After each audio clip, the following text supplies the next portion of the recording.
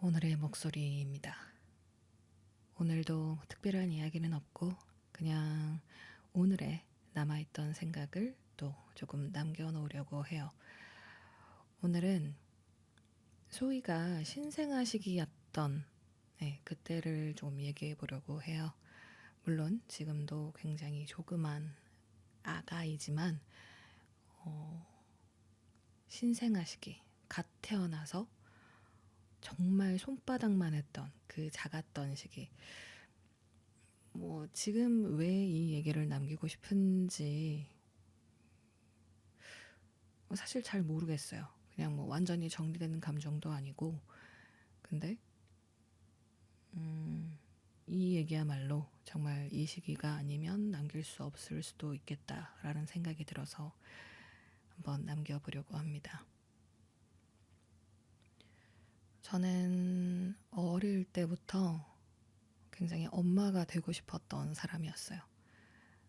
물론 엄마가 되기 위해 결혼을 한다 이런 건 아니지만, 결혼을 한다면 진짜 엄마가 빨리 되고 싶다, 난 엄마가 되고 싶다, 엄마로 살고 싶다, 이런 거 있잖아요. 근데 사실 저는 무남동녀 외동딸이라 아기를 누군가 낳고 키우는 그 과정을 가까이에서 지켜본 적이 단 한 번도 없었거든요. 그리고 제가 엄마가 되고 싶다라는 생각은 했지만, 그렇게 아기를 키우는 거를 찾아본다거나 공부를 한다거나 이랬던 적은 사실 없었기 때문에, 그냥 막연하게 아기는 잘 낳아서 밥 주면은 밥 먹고, 졸리면 자고, 또 이렇게 기저귀 갈아주고 이러면은 그냥 자동으로 이렇게 크는 건 줄 알았어요. 굉장히 지금 생각하면 말이 안 되는 건데, 처음에 제가 임신 사실을 알았던 게 제 생일 때였거든요. 생일 때 임신 테스트기를 딱 했는데 처음 보는 두 줄이 딱 나오는 거예요. 그래서 남편한테 보여주고, 남편이 이렇게 따봉을 했던, 지금 그 얘기를 하자면 너무 웃겨질 것 같아서 할까요? 그 남편한테 남편이 그때 컴퓨터로 게임을 하고 있었어요. 저녁 시간이었는데 자주 하지도 않는 게임을 그날 또 하필 하고 있었답니다. 그래서 제가 자기야 이거 봐 하면서 임신 테스터기를 보여줬죠. 근데 갑자기 남편이 저를 딱 보더니 오 하더니 손으로 따봉 딱 하고는 다시 게임을 하는 거예요. 다시 게임을 하길래 저는 순간 가만히 선 채로 이렇게 하고 있었고, 근데 또 남편이 좀 있다가 임신이에요? 이제 이렇게 된 거죠. 그래서 임신한 것 같다 했더니 우와. 그래서 제가 그 바로 옆에 있던 제 컴퓨터에 이렇게 앉으면서 내일 산부인과를 한번 가봐야겠다, 산부인과 찾아봐야지. 그랬는데 남편이 또 예, 조심히 잘 다녀오십시오 그러는 거예요. 제가 너무 벙쪄가지고 쳐다봤더니 또 게임을 하더니 갑자기 다시 그러니까 인지가 안 됐었나 봐요.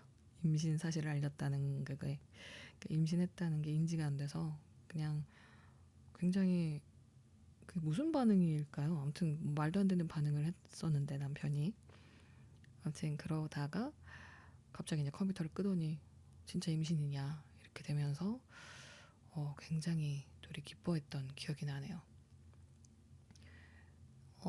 저희가 허니문 베이비였어요. 네, 결혼하고 하와이로 신혼여행을 갔다 왔는데, 그 후에 왜 날이 됐는데 소식이 없지? 그래서 이렇게 임신 테스터기를 해봤더니 두 줄이 나와서 임신된 걸 알았죠. 마냥 기뻤어요. 진짜 와, 나 진짜로 엄마 되는 거야? 그리고 제가 또 나이가 적은 나이가 아니었기 때문에 사실 임신이 어렵지 않을까, 특히나 자연 임신이 어렵지 않을까라는 생각을 했었는데, 이렇게 똑 찾아와 주니까 너무 고맙잖아요. 그때부터 이제 시작이 된 거죠. 이제 그 출산일을 놓고 디데이를 이렇게 세잖아요. 출산일까지 며칠 뭐 이렇게. 뭐 임신 중에도 사실 여러 가지 이슈가 좀 있었어요. 그래서 건강하게 임신 시기를 보내지는 못했고, 뭐 그렇다고 임중, 임당 뭐 이런 건 아니었는데, 정말 면역 체계가 조금 무너지면서 조금 힘든 시기를 보내고 정말 열심히 버텨내면서 소희를 낳았습니다. 처음 소희를 낳고 제가 제왕절개를 했는데, 보통은 이렇게 아기를 보여주고 나서 재워주세요 하면 후처치를 하거든요. 그렇잖아요. 근데 그때도 제가 너무 막 기침을 너무 심하게 해서 마취과 선생님이 그냥 주무셔라, 호흡 곤란오고 패닉 오면은 더 위험할 수 있다, 그래서 저를 아예 재워버리셨어요. 그래서 저는 소희가 태어나는 것도 모르고 그렇게 잠들었다가 나중에 깨서 소희를 봤었는데, 그때 처음 소희를 봤었을 때 그 기분이, 어? 왜 이렇게 못생겼어? 이거였어요. 왜 이렇게 못생겼지? 이상하다. 근데 이제 몰랐죠. 애기들은 다 처음에 못생겼다. 양수에 이렇게 퉁퉁 불어가지고, 그리고 이제 엄마 뱃속에서 이렇게 막 눌려 있으니까 얼굴도 막 찌부돼 있고, 이래서 아기들은 다 못생겼다고 하더라고요. 점점 가면 갈수록 이렇게 얼굴이 드러나는데, 지금의 소희는 제 눈에는 너무너무 예쁩니다. 어쨌든 그 신생아 시기 때 2주간 산후조리원 기간을 마치고 이제 집에 왔죠. 그때 또 하필이면은 저희가 이사가 겹쳐가지고 렌트집을 갔었어요. 렌트집으로 한 달 정도 들어가서 살아야 되는 상황이었는데, 어쨌든 거기를 딱 갔는데 아기가, 그러니까 소희가 익숙하지 않은, 처음 오는 장소잖아요. 그래서 그런지 낯설어서 그런 건지 뭔지 엄청 우는 거예요, 진짜. 아기가 정말 울고 울고 계속 울고. 근데 그때는 몰랐죠. 조리원에서 지내는 2주가 지나면 그때부터 그냥 원래 아기는 우는 시기로 들어가는 거다라는 걸. 그때 저랑 남편은 처음이다 보니까, 그리고 저도 그렇고 남편도 그렇고 둘 다 외동이었어가지고 가까이에서 그렇게 아기를 키우는 거를 본 적도 없고 겪어본 적도 없고 뭐 들어본 적도 없는 거예요. 둘 다 너무 아무것도 모르니까 아기가 막 우는데 아픈가 싶어서 막 병원 검색해가지고 늦게까지 하는 병원 찾아내가지고 가서, 그때도 기억이 나네요. 의사 선생님이 이렇게 아기를 보더니 약간 이렇게 미소를 지으시면서 첫 아기세요? 이렇게 물어보시고, 그래서 맞다 그랬더니 그냥 약간 뭐랄까, 이렇게 미소를 띠시면서 원래 애기들은 다 울어요 이러시면서 괜찮은데요? 이렇게 하시는 거예요. 제가 막, 아니 지금 3시간을 계속 울었다, 3시간 내내 울었다, 문제가 있는 거 아닌가요? 막 그랬는데, 원래 아기는 운다. 네. 그래서 그때 굉장히 허탈하게 집으로 돌아왔던 기억도 나요. 근데 그때의 감정을 제가 주변 이미 출산을 해서 애를 키우고 있는 뭐 후배나 선배나 뭐 이렇게 친한, 네, 이런 분들과 얘기를 해본 적이 있는데, 제가 사실은 그 감정이 뭔지 어떤 한 단어로 표현을 못 하겠는 거예요. 그때 이제 그 렌트집에 살면서 제가 차를 가지고 다닐 수가 없어서 거기가 주차가 안 됐거든요. 그래서 대중교통으로 이렇게 일하고 좀 나갔다 오고 이렇게 했었는데, 지하철역에 내려서 집을 들어가야 하는데, 빨리 집에 가서 이제 아기를 봐야 되는데, 지하철역에 딱 문이 열리고 전철에서 플랫폼으로 발을 내디디는 순간에 막 눈물이 주룩주룩 흐르는 거예요. 정말. 왜? 집에 가기 싫어서. 그렇게 원했던 엄마라는 그 포지션을 얻게 됐는데 집에 가기가 너무 싫은 거예요. 막 도망치고 싶은 거예요. 도망치고 싶었어요, 진짜. 그렇다고 해서 뭐 소위를 굉장히 심한 그 산후우울증은 약간 그런 것도 막 있다고 하잖아요. 아기를 창밖으로 막 캐버리고 싶어요. 막 저는 뭐 그 정도까지는 아니었는데 하기는 너무 귀여워요. 너무 귀엽고 너무 예쁘고 한데 아기랑 있을 시간이 너무 무서운 거예요. 그 아기랑 단둘이 있는 시간은 더 무섭고 그나마 남편이 옆에 있어주면 그 의지가 되니까 같이 막 이렇게 뭐라도 할 수 있으니까. 근데 저희 남편이 저녁에 또 이렇게 일을 가면 저 혼자 소희를 돌봐야 하는데 아무것도 모르는데 아기는 계속 울고 배가 고픈가? 밥을 줬어. 근데 계속 울어요. 기저귀 갈아줘야 되나? 갈아줬어요. 근데 또 울어요. 졸린 건가? 막 안고 토닥토닥 하는데 울음을 그칠 생각을 안 하고 계속 우는 거예요. 정말 내가 뭘 어떻게 해야 될지도 모르겠고 막 출산 후라서 호르몬은 막 너를 뛰는데 이걸 어떻게 해야 될지를 모르겠던 것 같아요. 진짜 너무 무서웠었어요. 정말 뭔지 모르겠는데 그냥 너무 무서웠어요. 한 번은 제가 막 울고 있는 소희를 이렇게 두 손으로 이렇게 안고 소희 눈을 그때 소희는 제가 안 보였겠죠.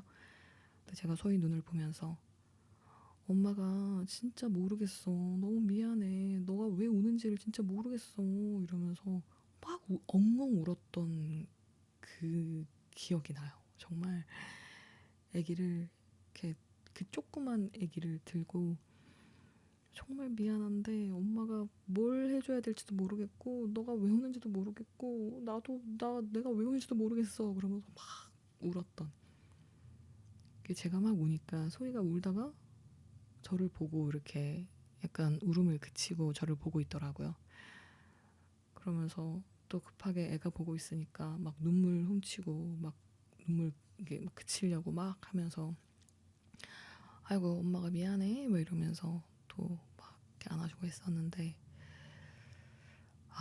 그때를 생각하면 사실 지금도 굉장히 마음이 좀 이상해요. 근데 그게 그때는 정말 어떤 공포와 비슷한 그런 감정. 근데 그게 뭐 죄책감인지 뭐 어떤 책임감 때문인지 뭔가 잠도 사실 잘 못 자고 그때는 신생아 때는 잠을 못 자잖아요. 진짜 아기는 밤낮 구분이 없기 때문에 1시간 반에서 2시간 만에 이렇게 밥을 줘야 되거든요.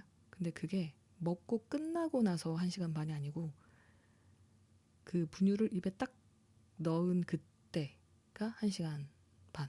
그게 무슨 말이냐면 분유를 먹고 트름을 하고 기저귀를 갈고 좀 자는데 그것까지 하는 시간이 좀 꽤 걸린단 말이죠. 근데 처음에 그 분유를 먹었던 시간에서 1시간 반에서 2시간 안에 또 애가 깨서 울기 때문에 배고파서 그럼 사실상 엄마 아빠는 많이 자면 중간에 30분 뭐 이렇게 자는 거예요. 그쵸? 그런 다음에 또 2시간 일어나서 또 똑같은 그걸 계속 반복.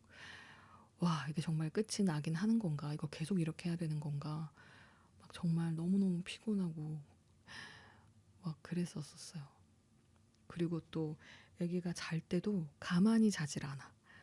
막 꼼틀꼼틀대고 막 이상한 낑낑 소리 내고 뭔가 제가 지금 숨을 잘 쉬고 있는 게 맞나? 쟤 지금 잘 자고 있는 거 맞나? 뭐가 불편한 건가? 막 엄청 신경이 쓰여가지고 잠을 못 자요. 그 잠깐의 시간 30분 뭐 이런 것도. 글쎄 뭐 둘째 이렇게 되면은 원래 아기는 저래 뭐 이럴 수 있겠는데 정말 아무것도 몰랐잖아요. 정말 매일매일이 처음이었잖아요. 그래서 퀭한 상태로 정말 그 좀비처럼 뭐 씻는 게 어딨어요. 씻는 것도 없어요. 제가 막 그때 한여름이었는데 막 5일, 6일도 못 씻고 냄새 났을 거야, 나한테. 근데 네, 진짜 그 시기가 갑자기 생각이 나네요.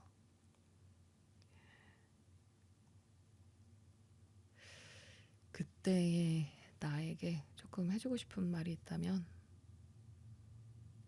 고생했다. 고생했다. 그리고 그 시간이 어떻게 지나갔는지 모르게 지나갔네. 어떻게 잘 버텼네, 진짜.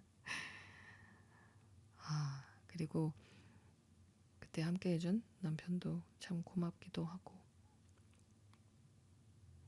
진짜 아무도 얘기해주지 않은 그 신생아 시기의 어려움, 무서움, 힘듦, 이런 거. 마냥 그냥 아기가 귀엽고 예쁘기만 한 줄 알았지, 그렇게 공포라는 감정을 느끼게 될 줄은 정말 몰랐던 것 같아요. 하지만 네, 지금의 소희는 빵긋빵긋 잘 웃어주면서 네, 하루하루 또 무럭무럭 크고 있습니다. 혹시나 나중에, 정말 나중에 소희가 커서 이 제 목소리로 담겨져 있는 이 일기장 같은 얘기를 저희가 듣게 된다면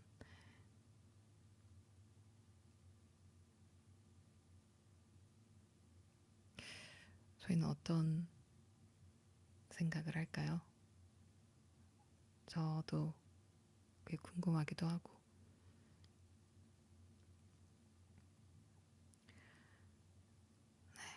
뭐 이것 또한 뭐 누굴 위한 얘기라기보다는 그냥 저의 지금 시기를 남기는 기억입니다. 기록이죠. 네, 이 기억을 기록해두는 거죠.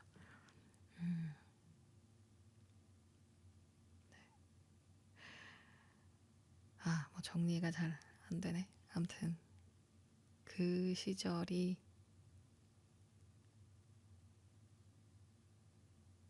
뭐라고 정리를 못 하겠네요. 네, 어떤 단어를 못 찾겠네요. 그 시절이 참 그렇다, 그랬다. 오늘의 목소리 여기까지입니다.